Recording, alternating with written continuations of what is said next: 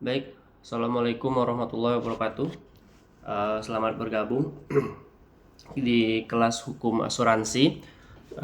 Hari ini kita coba membahas materi yang cukup penting dalam bidang hukum asuransi di Indonesia. Materi ini akan coba merangkum beberapa topik penting, yaitu asuransi syariah, kontrak polis dalam praktik asuransi di Indonesia, dan asas indemnitas dalam perjanjian asuransi.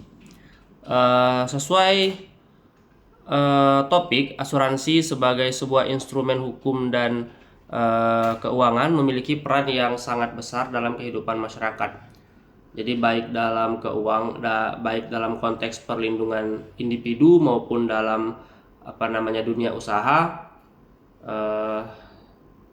Sebagai mahasiswa dan juga sebagai dosen, kita sama-sama akan mempelajari, memahami lebih dalam mengenai mekanisme asuransi baik yang bersifat konvensional maupun syariah, serta juga dasar-dasar hukum yang menjadi pengaturnya. Oke, kita mulai dengan membahas tentang asuransi syariah. Pada dasarnya, asuransi syariah itu merupakan bentuk asuransi yang landasannya berpijak pada prinsip-prinsip syariah Islam. Konsep utama dalam asuransi syariah itu adalah untuk menghindari adanya unsur-unsur yang dilarang dalam Islam, misalnya bunga atau riba, kemudian ketidakpastian yang tinggi atau gharar, kemudian ada maisir, kecenderungan dalam hal perjudian. Hal-hal itulah yang dihindari dalam asuransi syariah.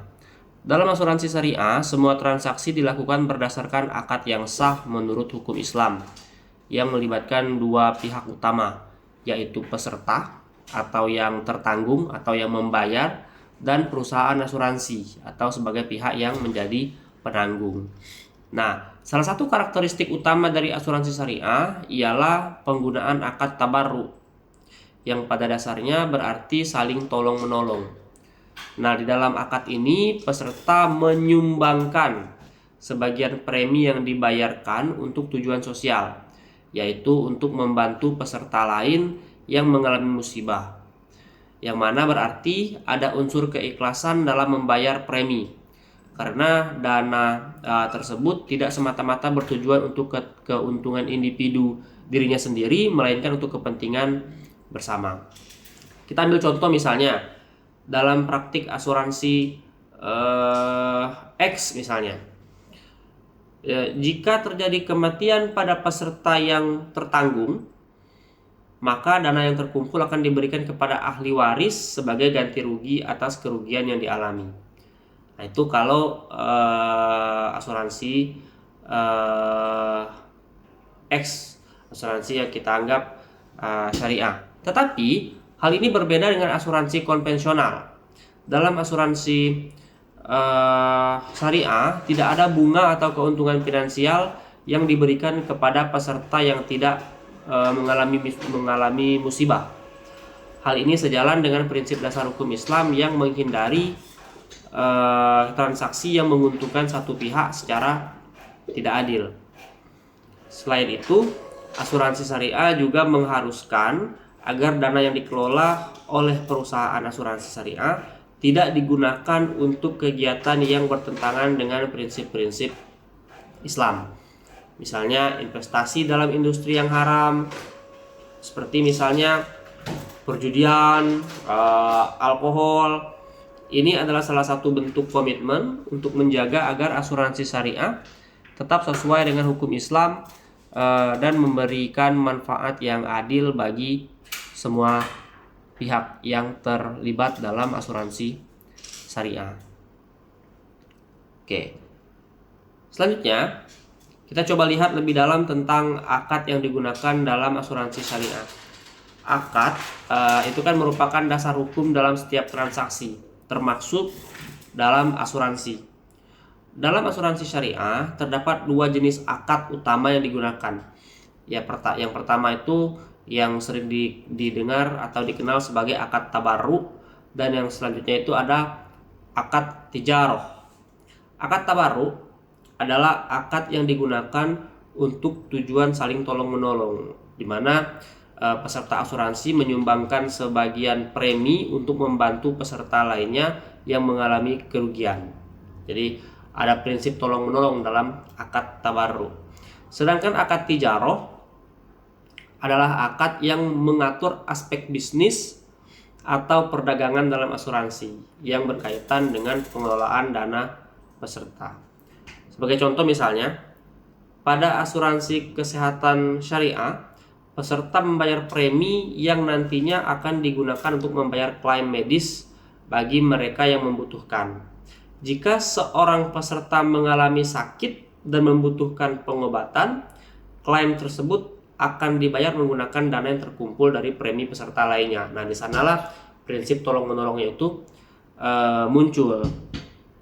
Namun, penting untuk diingat bahwa dana tersebut tidak untuk keuntungan perusahaan asuransi, melainkan untuk kepentingan bersama, yaitu membantu sesama peserta asuransi. Nah, akad-akad ini diatur secara ketat oleh otoritas yang mengawasi industri asuransi syariah. Seperti misalnya yang kita kenal itu Dewan Syariah Nasional atau DSN yang mengeluarkan fatwa-fatwa untuk memastikan bahwa produk-produk syariah atau produk-produk asuransi syariah yang ditawarkan di Indonesia tetap sesuai dengan prinsip-prinsip Islam. Contoh misalnya beberapa fatwanya itu Fatwa DSN MUI nomor 21 tahun 2001 misalnya, itu tentang asuransi syariah. Dia menjelaskan bahwa dalam produk asuransi syariah tidak diperbolehkan adanya bunga atau riba dalam pengelolaan dana, dan tidak boleh ada unsur ketidakpastian yang berlebihan atau horor. Nah, konsep-konsep seperti ini itu mencerminkan upaya untuk mengimplementasikan prinsip-prinsip keadilan dalam transparansi dalam transaksi asuransi yang pada ujungnya, pada akhirnya itu bertujuan untuk menciptakan sistem asuransi yang lebih adil dan sesuai dengan hukum Islam. Akan tetapi meskipun asuransi syariah sudah berkembang pesat di Indonesia, masih terdapat tantangan dalam memahami dan mengimplementasikan produk-produk asuransi syariah yang dimasifkan kepada masyarakat, terutama kalau kita lihat bersama itu dalam hal kepercayaan dan pemahaman yang lebih mendalam tentang prinsip-prinsip syariah yang mendasarinya. Karena dianggap baru, asuransi syariah terkadang belum terlalu dikenal di masyarakat kita. Oke. Baik, sekarang mari kita coba masuk dengan membahas lebih lanjut mengenai jenis dan instrumen dalam asuransi syariah. Asuransi syariah itu memiliki berbagai jenis yang berbeda-beda, bergantung pada produk yang ditawarkan dan tujuan perlindungannya. Namun secara umum, jenis-jenis asuransi syariah yang ada di Indonesia antara lain adalah asuransi jiwa syariah, asuransi kesehatan syariah, dan asuransi kerugian syariah. Kalau kita bicara asuransi jiwa syariah, itu merupakan salah satu jenis yang paling banyak diminati oleh masyarakat. Jenis asuransi ini bertujuan untuk memberikan perlindungan finansial kepada ahli waris jika terjadi hal yang tidak diinginkan kepada tertanggung, seperti misalnya kematian. Dalam asuransi jiwa syariah, terdapat pembagian manfaat yang didasarkan pada prinsip tolong-menolong, di mana dana yang terkumpul dari premi peserta digunakan untuk membayar klaim yang dituntut oleh ahli waris jika tertanggung meninggal dunia. Itu asuransi jiwa syariah. Selain asuransi jiwa, asuransi kesehatan syariah juga semakin populer di Indonesia. Jadi sini memberikan perlindungan kesehatan bagi peserta asuransi yang membutuhkan pengobatan atau perawatan medis. Dalam asuransi kesehatan syariah, dana yang dikumpulkan dari premi akan digunakan untuk membayar klaim medis peserta yang membutuhkan bantuan biaya pengobatan. Nah, konsep ini kembali berlandaskan pada prinsip tolong-menolong dan tidak ada pihak yang diuntungkan secara pribadi. Sementara itu, asuransi kerugian syariah itu melindungi harta benda atau properti dari risiko kerugian seperti kerusakan, kebakaran, atau kehilangan akibat bencana alam atau kecelakaan. Nah, asuransi ini berperan untuk mengganti kerugian yang dialami oleh tertanggung berdasarkan kesepakatan awal dalam polis asuransi. Selain jenis-jenis tersebut, asuransi syariah juga melibatkan berbagai instrumen keuangan yang menjadi dasar pengelolaan dana asuransi. Salah satu instrumen yang paling penting dalam asuransi syariah yaitu suku atau surat berharga syariah. Suku adalah instrumen instrumen keuangan yang yang diterbitkan berdasarkan prinsip syariah yang digunakan untuk pendanaan atau investasi. Dana yang diperoleh dari penerbitan suku ini kemudian digunakan untuk membiayai program-program asuransi yang dijalankan sesuai dengan prinsip syariah. Nah, selain suku, investasi halal juga menjadi instrumen penting dalam asuransi syariah. Perusahaan asuransi syariah harus memastikan bahwa dana yang mereka kelola hanya diinvestasikan dalam sektor-sektor yang tidak bertentangan dengan prinsip syariah, seperti menghindari investasi dalam hal perjudian, menghindari investasi dalam hal riba, ataupun menghindari investasi dalam industri yang menghasilkan barang haram, misalnya industri alkohol. Nah, ini merupakan komitmen untuk menjaga integritas dan keberlanjutan dana yang dikelola. Contoh misalnya, ada sebuah perusahaan asuransi syariah yang menawarkan produk asuransi jiwa, dapat mengelola dananya dengan berinvestasi pada sukuk yang diterbitkan oleh pemerintah atau lembaga keuangan syariah lainnya. Nah, dengan konsep ini, dana yang terkumpul dari peserta asuransi digunakan secara transparan dan sesuai dengan prinsip syariah. Oke. Nah, sebelum kita melanjutkan pembahasan, penting bagi kita untuk memahami dengan jelas perbedaan antara asuransi konvensional dan juga asuransi syariah. Karena kedua jenis asuransi ini memiliki tujuan yang sama, yaitu untuk memberikan perlindungan terhadap resiko. Tetapi, cara pengelolaannya jauh berbeda, terutama dalam hal prinsip dan mekanisme yang digunakan. Dalam hal asuransi konvensional, jenis asuransi yang telah lama berkembang dan lebih dikenal di masyarakat, pada dasarnya asuransi ini berbasis pada prinsip transfer risiko, di mana penanggung menerima premi dari tertanggung dan sebagai imbalannya penanggung bertanggung jawab untuk mengganti kerugian yang dialami oleh tertanggung jika terjadi peristiwa yang dilindungi dalam polis asuransi itu. Akan tetapi, dalam asuransi konvensional terdapat elemen-elemen yang tidak sejalan dengan prinsip syariah. Tentu saja, karena seperti dalam asuransi konvensional itu terdapat bunga atau riba. Kemudian dalam pengelolaan dana serta adanya unsur spekulatif atau maisir. Kemudian dalam beberapa produk asuransi pasti akan ditemukan unsur-unsur spekulatif itu. Contoh misalnya, dalam asuransi jiwa konvensional, perusahaan asuransi mungkin menggunakan dana premi untuk berinvestasi dalam instrumen yang menghasilkan bunga untuk keuntungan lainnya yang bertentangan dengan prinsip syariah. Nah, hal ini dapat menciptakan ketidakpastian dan ketidakadilan bagi peserta asuransi, yang pada akhirnya berpotensi merugikan pihak yang tertanggung.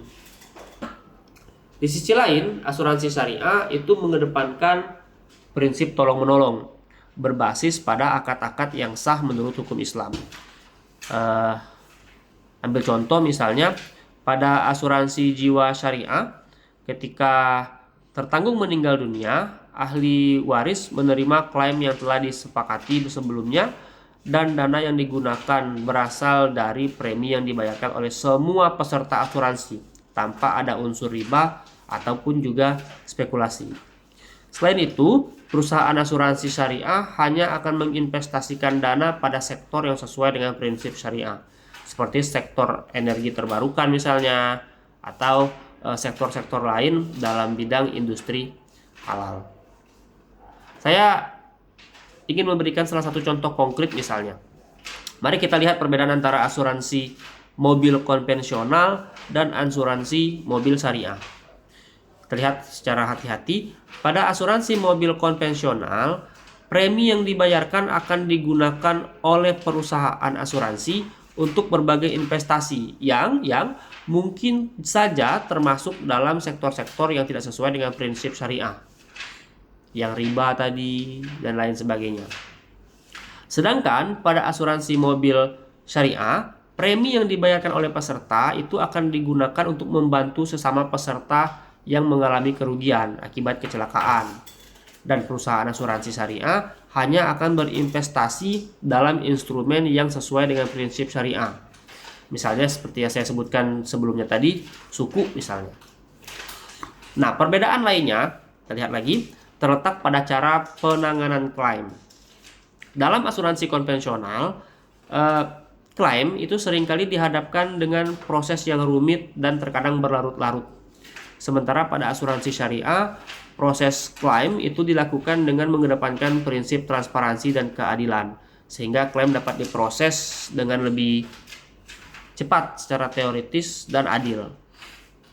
Nah, secara keseluruhan perbedaan utama antara asuransi konvensional dan syariah terletak pada prinsip dasar yang mendasari kedua sistem tersebut. Asuransi konvensional didasarkan pada prinsip bisnis yang lebih sekuler dan tidak mengutamakan kesejahteraan sosial.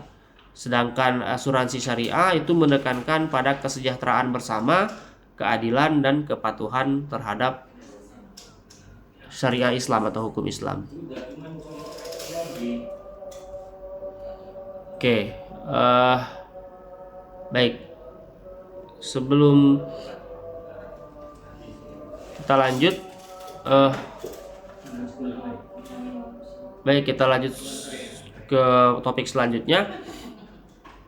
Kita coba akan membahas kontrak polis dalam praktik asuransi di Indonesia. Seperti yang kita ketahui bersama, kontrak polis itu adalah inti dari perjanjian asuransi itu sendiri sebenarnya. Jadi kontrak polis ini berfungsi sebagai dokumen yang sah yang mengatur hubungan antara penanggung dan tertanggung. Polis asuransi, baik dalam asuransi konvensional maupun syariah, itu merupakan bukti tertulis dari perjanjian yang telah disepakati oleh kedua belah pihak. Polis ini berisi hak dan kewajiban kedua belah pihak yang terlibat dalam perjanjian asuransi. Oke, di Indonesia sendiri itu praktik asuransi mengikuti ketentuan yang diatur dalam Undang-Undang Perasuransian, Undang-Undang Nomor 40 Tahun 2014, serta juga di Kitab Undang-Undang Hukum Dagang atau KUHD, tepatnya di pasal 246 KUHD, yang mana dijelaskan bahwa asuransi adalah perjanjian antara penanggung dan tertanggung, di mana penanggung berjanji untuk memberikan penggantian atas kerugian yang dialami oleh tertanggung akibat suatu peristiwa yang tidak pasti. Nah, dengan imbalan premi yang dibayarkan oleh tertanggung. Dengan kata lain, polis asuransi merupakan bentuk pengaturan yang secara umum mengikat kedua pihak untuk saling memenuhi kewajiban yang telah disepakati dalam polis. Polis ini bukan hanya sekedar dokumen administratif, tetapi juga instrumen hukum yang memuat aturan yang jelas mengenai hak dan kewajiban masing-masing pihak. Misalnya, kita ambil contoh misalnya,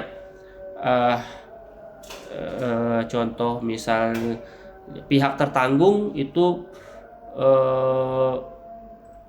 berhak untuk menerima penggantian kerugian sesuai dengan ketentuan yang ada dalam polis. Sementara pihak penanggung itu berkewajiban untuk memberikan ganti rugi jika peristiwa yang dijamin dalam polis terjadi.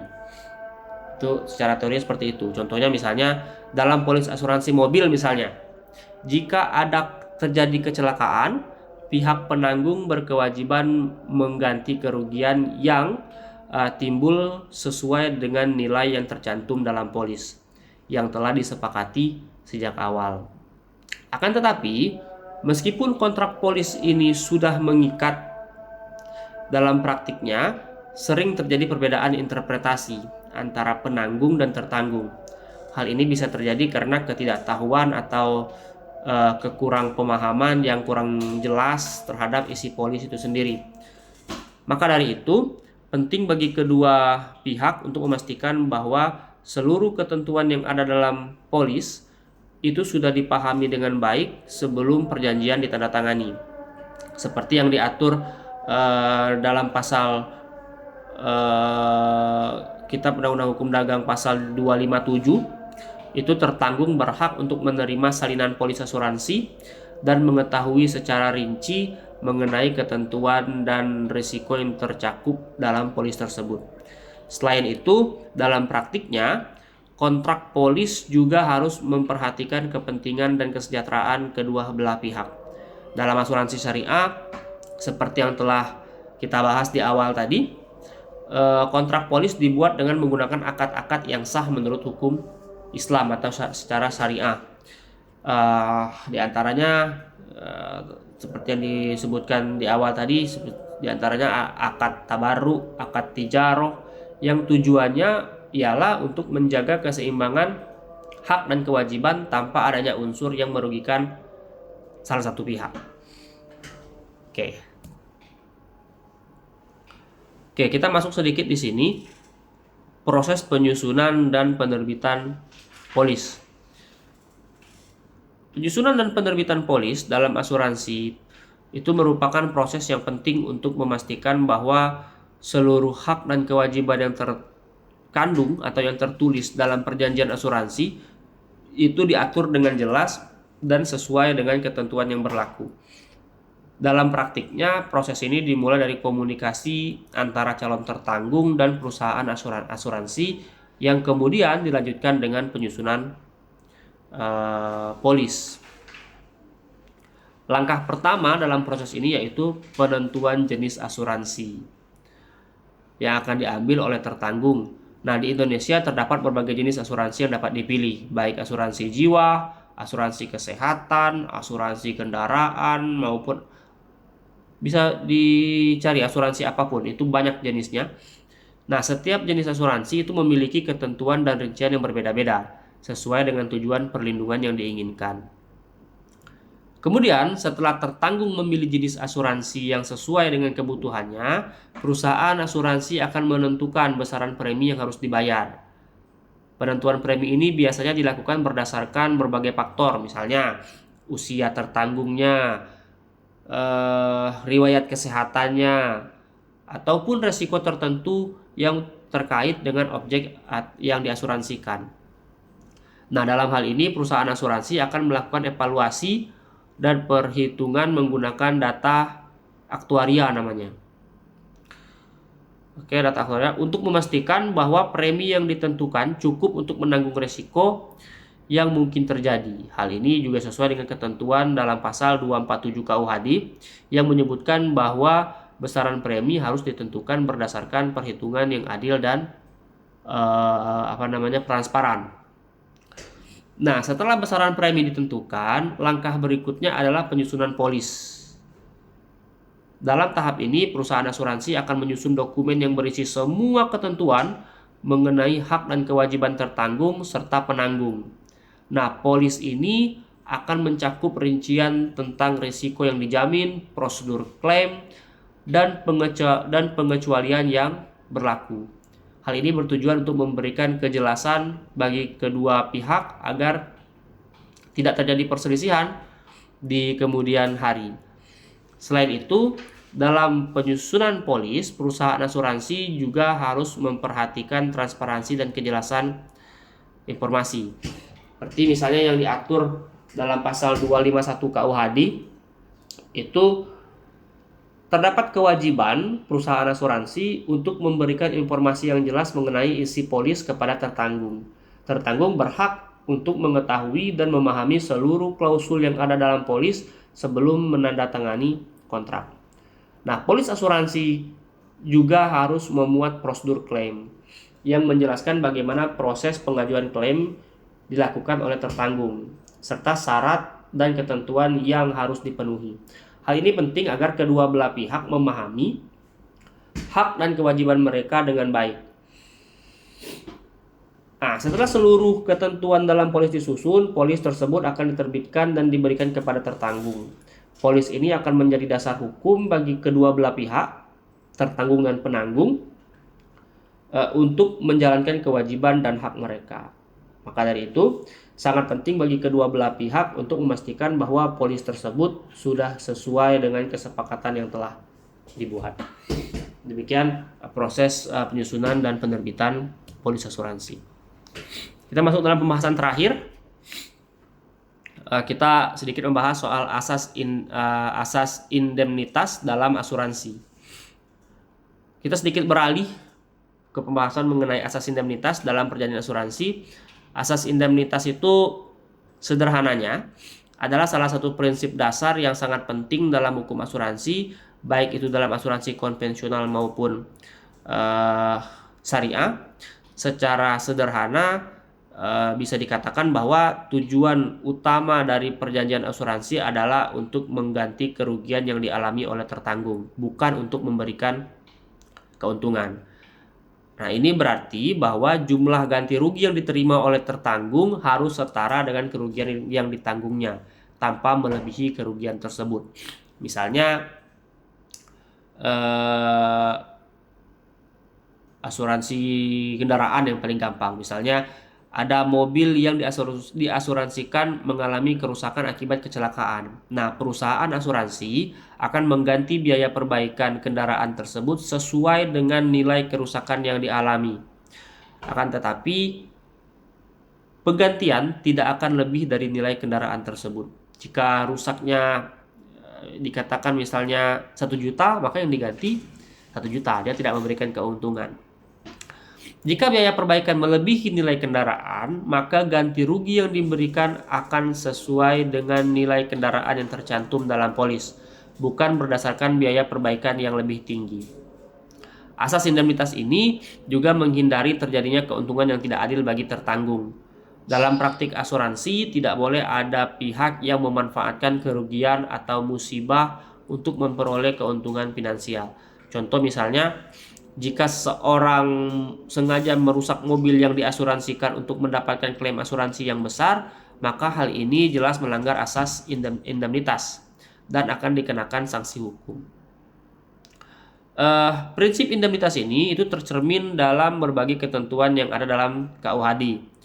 Khususnya itu terdapat pada pasal 284 yang menyebutkan bahwa dalam asuransi ganti rugi yang diberikan kepada tertanggung tidak boleh melebihi nilai kerugian yang sebenarnya terjadi.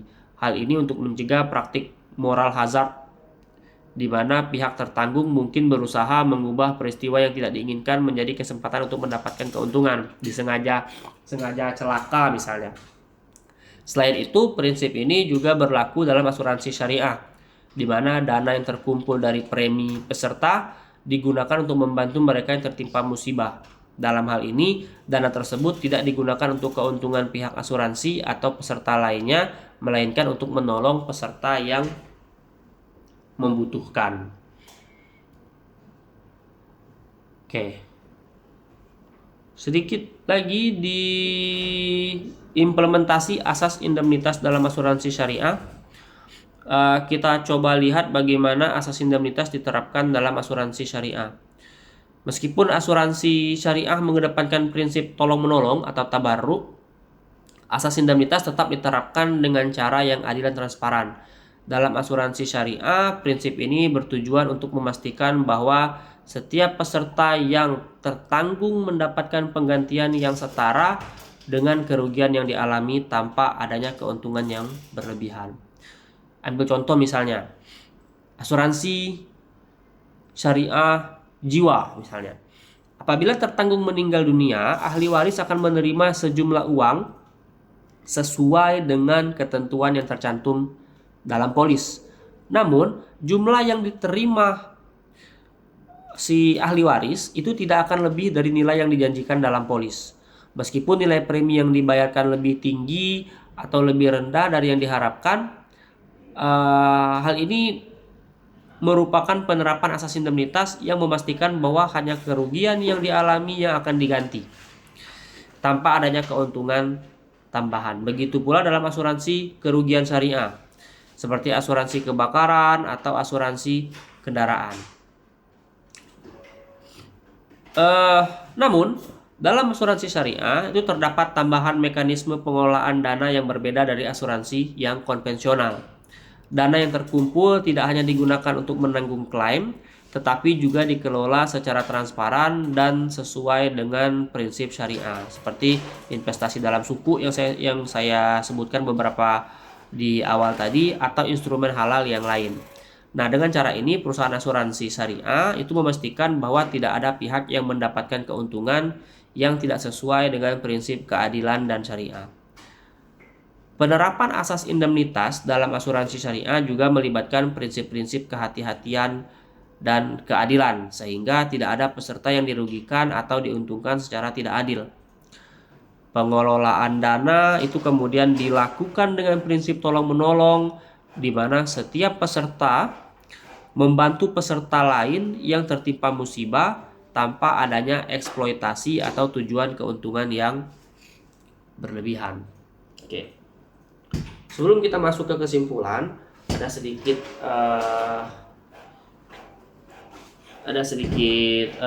tambahan yang ingin saya berikan sebagai tugas di pertemuan ini. Oke, kita telah belajar tentang asuransi syariah, kita telah belajar tentang kontrak polis asuransi, kita telah belajar tentang asas indemnitas. Masing-masing dari materi tolong